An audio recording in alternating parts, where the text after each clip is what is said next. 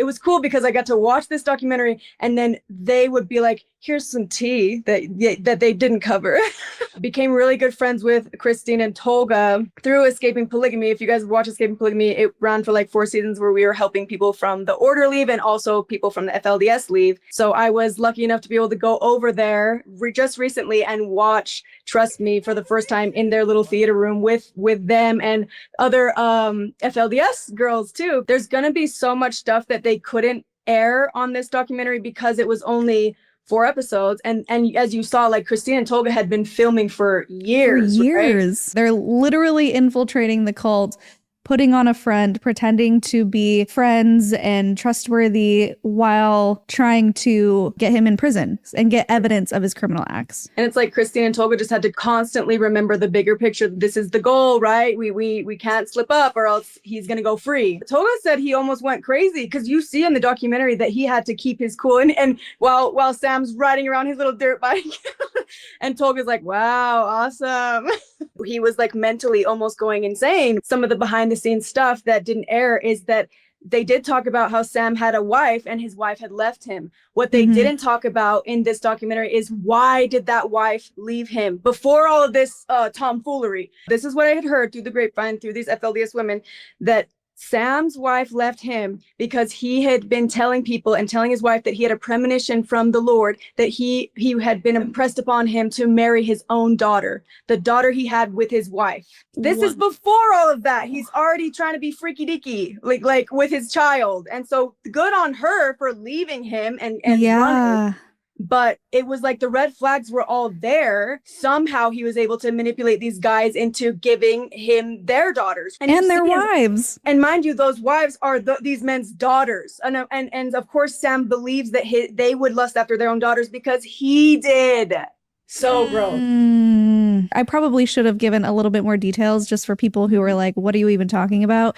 So Sam Baitman from the FLDS. Okay, wait, back up even further. Warren Jeffs is the current prophet of the FLDS. He's currently imprisoned for crimes against children and people are still following him. He is still giving revelations from prison. Meanwhile, guy named Sam Baitman, we actually interviewed his sister 3 years ago. She was our first FLDS interview. Sam decided to branch off, go rogue in the time that weddings, marriages, and having children were not allowed per Warren Jeffs. And then he went as far as to claim, actually, Warren Jeffs is dead. That's actually a dummy in prison. You're not actually hearing from him. He died, and now he is giving revelation through me. I'm the new prophet. Come follow me.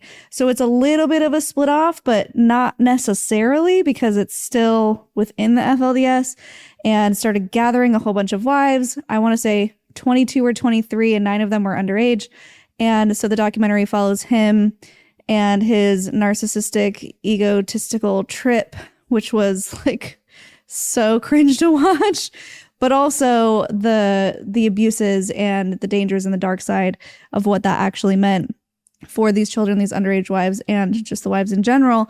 So that's what the documentary follows. When you watch Trust Me, how much they, like, Christine and Tolga basically had to like be in bed with Sam Baitman in the basement, Sam Baitman, to get all this information for them to finally listen. It's like, we need to have a better system, you guys. Amanda, when I tell you I was fuming at that part when they had on the local police guy talking about, like, I literally wrote a quote because so mad. Where is it? Where that he guy says is getting a lot of heat right now since the documentary, which is good. Should. Yeah. So when they said, well, did you listen to the tape? I don't want to burden myself. I'm sorry, sir. You don't want to burden yourself with fucking evidence that children are Does being... Does he know he's a cop? Does he know where he works for? Like, and you know what it was? You know what it was, Amanda, and why I was so triggered? Because it was such a Mormon response. And I was like, I guarantee this man is Mormon and he just doesn't want to pollute his mind with ideas of CSA. Excuse me. I was so mad. And I think that's what got me the most, if I'm being honest. I listen to horror stories, and I don't mean to make that sound like diminutive or diminishing to the people who I interview, because they're real people. I listen to their trauma stories every week, and I hear it and I hear it and I internalize it, and it's so heartbreaking. And I'm used to hearing that stuff, and it's unfortunate that I'm used to hearing how much pain people suffer. But hearing the side of law enforcement doing absolutely fucking nothing Right. is what pissed me off and what made me want to just bawl, because I was like, what are we supposed to do? What are we supposed to do when the evidence is handed on a silver platter and the police officer says, I don't want to burden myself with listening to it? Right. Is there any hope for people who so want to come triggering. forward and who want to go through the additional torture of trying to get justice for themselves? It's just infuriating. It's like, not only is it so traumatic to go through the trauma, but then to have the voice and the courage to go speak out, only to be shut down like that. The amount of times that's happened Yes. with people from the order. And I'll share a little bit of my own story. Well, order FLDS, not even just cults too, in general. Like, so much of this stuff gets brushed under the rug here in America. And it's really, really sad. And I'll share a little snippet of my, I've told this story before, but the day that I left the order, I got physically attacked by my uncle, so the leader's brother. And thank God there was a cop that was a good cop that believed me, and he was taking pictures and he was trying to help, get justice for me. But then 30 minutes later, another cop rolls up, pulls me in his car, and is flat out trying to convince me not to press charges on my uncle, telling me things like, I remember like it was yesterday. He was like, you're going to have to go. You really don't want to press charges. You're going to have to go to court. It's going to be a long process. And the worst he's going to get is a slap on the wrist and some community service. And it's like and maybe he was getting paid off. Like, there are people who believe, the ex-members who had his name and said that he's been on other sources trying to help them. But it's like, it's insane that there's people willing to just cover up and do the dirty work. And like, also, this guy, who knows if the guy was getting paid off, and trust me, maybe he was, maybe he wasn't. But if he wasn't, that's even like, so you're just not even going to be bothered.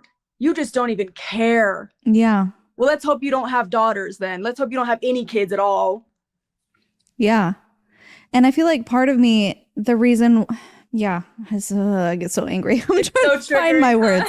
Find my words.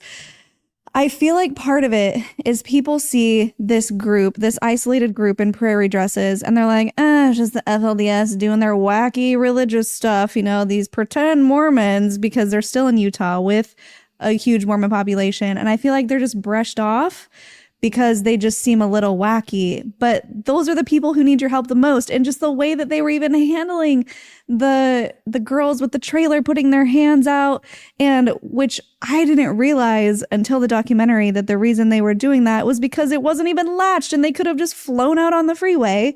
Yeah. And so anyways, the way that the police were handling them, I was like, we need to get these police officers trauma informed so that they can handle cult survivors and people who are on the fringes with informed procedure of how to talk to them, how to address them, because they come at them with their police energy, and they're trained to be afraid of law enforcement or outsiders in general. And you saw them, they're just singing, they're crying, and because all of the prophecies about the police coming to take them away is coming true, but they don't realize it's for their benefit.